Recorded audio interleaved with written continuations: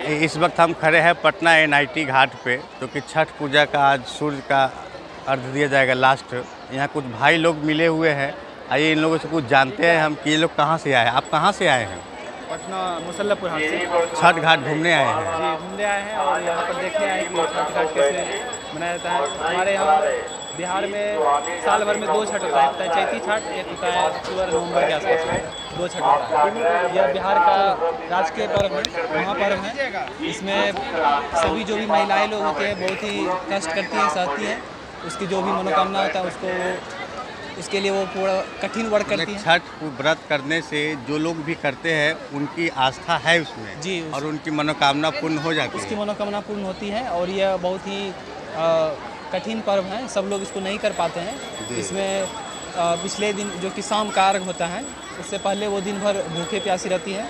बहुत ही श्रद्धापूर्वक वो खाना बनाती है, जैसे ठेकुआ हो गया, उसके साथ ही सूप में सजाया जाता है, केताड़ी हो गया, ठीक है, ईख बोलते हैं उसको, नींबू हो गया, नारियल हो गया और इसमें खस्ता होता है, ठेकुआ, ये सब उसमें सजाया जाता है और सूर्य भगवान को ये अर्घ दिया जाता है। इसमें आस्था है कि सूर्य भगवान जो बोला जाता है वो उनकी मनोकामना को पूर्ण करते हैं। ये एक होता है संध्या का अर्घ, एक होता है कि दूसरे दिन सुबह का अर्घ, जो कि आप आए तो आप कुछ मनौती किए? हम मांगे छठ घाट। क्या मांगे? अभी स्टूडेंट है तो स्टूडेंट के लिए क्या चाहिए? अभी जॉब के लिए तो जॉब रहता है और बिहार में सबसे बड़ा बेरोजगारी है। यहाँ नेताजी चुनाव ले आते हैं तो वोट करके बड़े बड़े वादे करते हैं और ज़्यादातर देखा जाता है कि जब भी कोई बीपीएससी का हो या फिर ऐसा कोई भी एग्ज़ाम होता है तो या तो एग्ज़ाम से पहले कॉपी लीक हो जाता है या एग्ज़ाम होने के बाद कॉपी लीक हो जाता है। जी, इसमें खास करके नेताओं का मिली भगत रहता है, क्योंकि जब तक नेता नहीं मिले रहेंगे, बड़े अधिकारी मिले नहीं रहेंगे तो यहाँ स्टूडेंट से कुछ होने वाला है नहीं। तो ऊपर से ही जो है ना लीक होता है, बाद में कहता है कि पेपर लीक हो गया या हो गया, ऊपर से ही सब सेटल रहता है। बाद में स्टूडेंट को समस्या होती है कि कटअप ज़्यादा चला गया, अगर मामला पता चल जाता है तब पेपर लीक करना होता है कि ये पेपर कैंसिल हुआ। इसमें बिहार पुलिस का मामला पता चला, बिहार में 21,000 जो पोस्ट समथिंग है, तो उसमें अगर मामला पता चल गया तभी वो पेपर जो है ना रद्द हुआ। अगर वो मामला पता नहीं चलता कि लीक हुआ है, कहीं से कोई साक्ष्य नहीं मिलता तो वो फिर होता। उसके बाद फिर ये अभी बिहार में जो शिक्षक तैयारी 3 भर्ती है, इसमें भी मामला पता चला, जो 17 मार्च को था पिछले बार, उसमें भी मामला पता चला, इसके बाद वो कैंसिल हुआ। अगर मामला कहीं दब जाता, कुछ नहीं हो पाता तो उसमें सभी अभ्यर्थी जो भी तैयारी कर रहे हैं दिल से, उसका तो वो एक सीट पर चल जाता ना। इसीलिए ये चीज़ें हैं कि बड़े अधिकारी इसमें मिली भगत रहता है, सिर्फ छोटे स्टूडेंट से लेकर के या फिर छोटे मोटे से नहीं होता है। इसमें ऊपर से मिले रहता है, सबका कड़ी रहता है, ठीक है, और ऊपर से जुड़े हुए हैं सबका, वही जब लीक है तो फिर होगा ही। साथ ही बेरोजगारी वाली बात है कभी, जैसे कि इस समय उप मुख्यमंत्री तेजस्वी यादव भी थे और नीतीश सरकार जो कि सीएम पोस्ट पे थे। इसमें पिछले बार की तरह देख रहे TRE 1 हो, TRE 2 हो, TRE 3, इसमें टीचर के रूप में बहुत सारी वैकेंसियाँ मिली है। जो भी BEd या DLEd धारी हैं उनको इसमें बहुत सारा जॉब मिला है, जॉब का अवसर मिला है, ठीक है। इसमें युवाओं का बहुत अच्छा भविष्य इसमें निकला है। ये जो नौकरी दी गई थी तो इसमें नीतीश कुमार जी जो कह रहे हैं कि ये श्रेय आरजेडी को ले रहे हैं, ये गलत बात है। ये हमने किया है। जब मेरा ये कहना है कि जब आपने किया है तो पिछले 15 साल से आपने ऐसा क्यों नहीं किया? इससे पहले भी आप इसमें 2 और 3 बार से सरकार में है, क्यों नहीं दिया? अभी कह रहे हैं कि आप हम मेरे आने से हो गया, तो इससे पहले आपका ही सरकार था ना, 15 साल सरकार था। आप बीजेपी के साथ भी थे, आप उसमें कर सकते थे जारी कि हम ये TRE 1 TRE 2 या टीचर के रूप में ले रहे हैं या किसी भी रूप में ले रहे हैं। बीजेपी का मुद्दा है चीज़ों को, जैसे विद्यार्थियों को, अभी का युवा को बेवकूफ़ बनाना। उसका जो मुद्दा है, जो एजेंडा है उसका, वो कभी पॉलिटिक पे बात करता है तो धर्म के बारे में बात करता है, राज्य कभी। भाई हमारे देश में पॉलिटिक्स में हमें चाहिए शिक्षा चाहिए, एजुकेशन का कभी बात ही नहीं करता। वो हमारे जमुई में है तो कह रहे हैं तेजस्वी यादव जी मछली खा रहे हैं छठ पूजा के समय। हाँ, अरे एक वीडियो वायरल हुआ था जिसमें वो प्लेन में मछली खा रहे थे। तो तुम क्या जरूरी तुम डाइवर्ट कर रहे हो? तुम ये कहो ना कि 10-15 साल में क्या रोजगार दिए हैं 10 साल में। बीजेपी का 2014 से, जब वो 2014 में हमारी उसकी सरकार बनी थी तो उन्होंने कहा था कि हम बेरोजगारी को, महंगाई को कम करने में कम से कम हमें 3 साल लगेगा। 3 साल नहीं 10 साल हो गया। वो कर क्या रहा है? नहीं कर रहे हैं। कुछ नहीं कर रहा है। महंगाई इतना, जिस चीज सबसे ज़्यादा वैकेंसी देने वाली कौन सी सरकार, कौन सी कंपनियां है, रेलवे कंपनी, उसे निजीकरण कर रहा है, बेवकूफ़ जैसा हरकत कर रहा है। बीजेपी ने सभी चीज़ों को निजीकरण कर दिया है। निजीकरण इससे आप उसका नाखुश हैं। बिल्कुल भाई, उसका मुद्दा ही नहीं है कि वो नौकरी दे सके। उसका कभी वो तो जैसे आप अगर पढ़ लेंगे तो आप एजुकेटेड हो जाएंगे तो आप किस चीज़ का बात करेंगे? सही बात। रोजगार का बात करेंगे।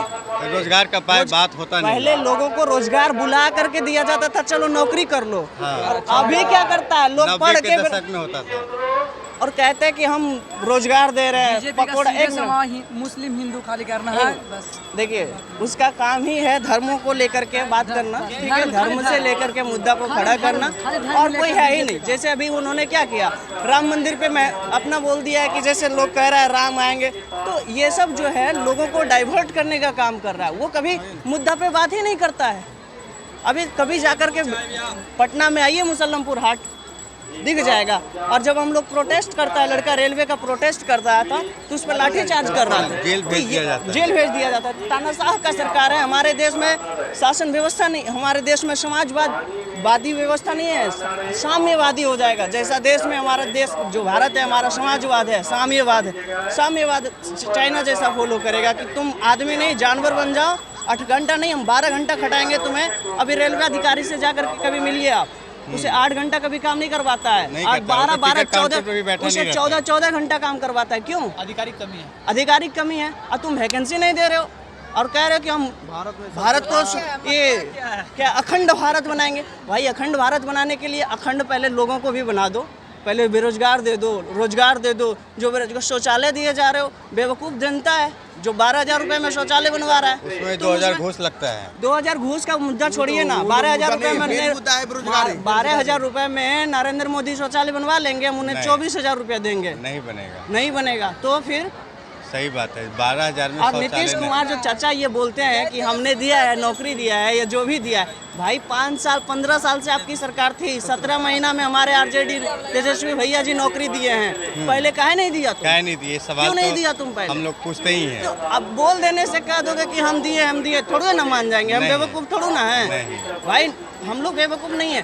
दूसरी मुद्दा जो बीजेपी का मुद्दा है, हमेशा युवाओं को बेवकूफ़ बनाना, और उसका मुद्दा है 11th 12th वाले लड़कों को वो करना, क्योंकि उसके अंदर जो खून होता है, कैसा खून होता है, ताज़ा खून होता है, गर्म खून होता है, तो उसे राजनीतिक मुद्दा जय श्री राम जानता कुछ है नहीं, जय श्री राम, क्योंकि वो उसके पास अभी नॉलेज नहीं है, ज्ञान नहीं है। एजुकेटेड लोग से मिलो, जो पीजी करके बैठा हुआ है, जो पीएचडी करके बैठा हुआ है। तो एग्जाम में कैंसिल हो जाता है। बीजेपी में बताइए कि ऐसा एक भी आदमी है जो अच्छा खासा पढ़ा लिखा हो, साला सब दलाल बैठा हुआ है उसके अंदर।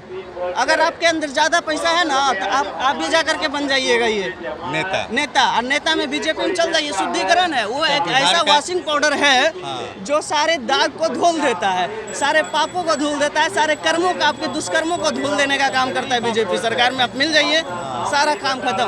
क्या आप कितना भी बड़ा पाप किए, आप कितना भी बड़ा पाप किए हैं। नहीं तो हमारे देश के युवाओं से यही कहना चाहेंगे, अपने अगर जीवन को, भविष्य को आगे की ओर लेके जाना है, मोदी बीजेपी को भगाओ, देश को बचाओ। वोट फॉर चेंज, किसी को भी वोट करो, ऐसे लोगों को वोट करो। और ये सब जो चिराग पासवान है, ये कोई नेता नहीं है, ये सब हमारे गांव में वो कहा जाता है वोट कटवा, नाम सुने हैं? हाँ। ये वोट कटवा है। इसके पास सीट की वो है, क्या को जीतता है बिहार में? 5 सीट पे इस चुनाव साल लड़े। 4 को सीट वोट काट के बर्बाद करता है। कौन? ये आपका चिराग पासवान इतने लीन हो गए बीजेपी में। वो तो जो वोट लड़ते हैं, चुनाव लड़ते हैं, तो पिताजी के दम पे लड़ते हैं ना। इतने लीन हो गए हैं वो चिराग पासवान जी, कहते हैं कि हम हनुमान हैं। हाँ, हनुमान। अपने दादाजी का बरखी भूल गया था, पता है आपको? नहीं, हमको नहीं ना पता है। नहीं। 7 अप्रैल को उसके ये प्रधानमंत्री उनकी बहन नरेंद्र है, बड़ी वाली बहन, जो आरजेडी के चुनाव चिन्ह पे चुनाव लड़ेंगी, वो हाजीपुर से हाँ, लड़ेगी ना। उनके बारे में क्या कहेंगे आप? उनके बारे में हमें उतना आइडिया नहीं है, लेकिन वो अगर राजनीतिक से दिलचस्पी उनको नहीं, लेकिन फिर भी वो इस बार चुनाव लड़ेंगे। अगर आरजेडी की सरकार से लड़ रही है तो अच्छी बात है, हम सपोर्ट करेंगे, क्योंकि हम चाहेंगे कि आरजेडी की सरकार ही बने। क्योंकि 17 महीना में जिन्होंने 4 लाख नौकरी दिया है, तो सोच सकते हैं 5 साल में कितना नौकरियां देगा। नीतीश कुमार जी जो बार बार जो पलटी मार देते हैं, इस बार वो पे देखिए, सवाल पहले सुन लीजिए हमारा। पलटी मारते हैं तो इस बार पलटी मार के वो बीजेपी में गए। अगर मान लेते हैं 16 सीट में अगर 5 सीट ही अगर जीतते हैं तो नीतीश कुमार को इस्तीफा दे देना चाहिए, और अगर इस्तीफा दे देता है तो वो फिर कहाँ जाएंगे? शायद आप 2019 का चुनाव का भाषण उनका नहीं सुने थे क्या?